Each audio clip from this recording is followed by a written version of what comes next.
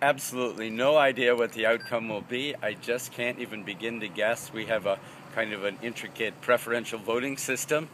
It could be the person who's the second or third choice for many of the people. So hard to say. Yeah. So is your gut telling you that there's three front runners here, or two front runners? Or? Once again, I don't know who's going to win. I know who I want to win. Yeah. Okay. Tell us how could this work out though? Well, I'll ask you about who you're hoping to win later, but I want to know how this will work though. Will it start off with a ballot and 2 or 3 will fall off the ballot, and then another vote and 2, 3 more fall off the ballot, or?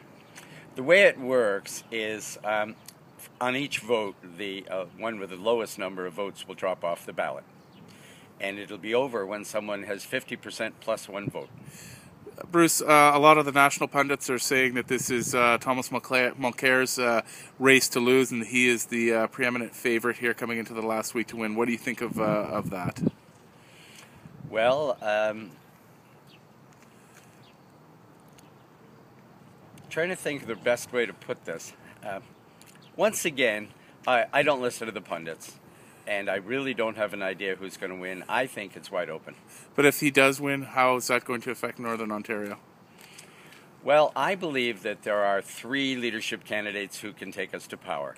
And those 3 leadership candidates are Nathan Cullen, Thomas Mulcair, and Paul Dewar. If one of those 3 is the leader, then I believe we will form the next government, and that person will be the next Prime Minister. Because we're probably picking the next Prime Minister here in this leadership convention. How does picking someone now, how do they maintain that momentum that Jack Layton built into 2015? You've got another 3 years to try to hang on. Well, my favorite is Nathan Cullen, and I really believe that Nathan Cullen has all of Jack's best qualities and then some.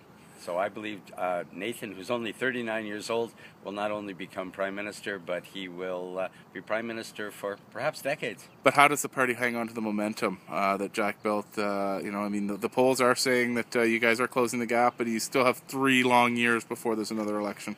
Well, a week is a long time in politics, as the cliche goes, and 3 years is a very long time. But I really do believe that any one of those 3 men, especially Nathan Cullen, can take us to victory, and we will form the next government, whether it's a minority government or perhaps even a majority government. Talk to us a little bit about Ed Broadbent and his stepping in on Brian Topp's behalf last week. I mean, is it fair for someone of that stature to be stepping in at this point in time in the race and maybe being seen as interfering?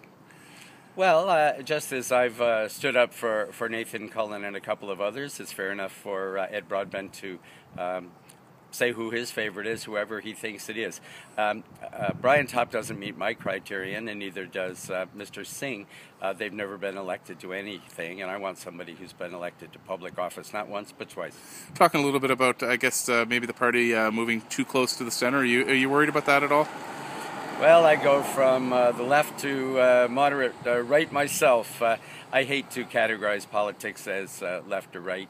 I think that we should decide issues on an issue-by-issue basis, and I think Thomas Mulcair, Nathan Cullen, and Paul Dewar can span the political spectrum from NDP to Liberal-like to whatever it takes to form government.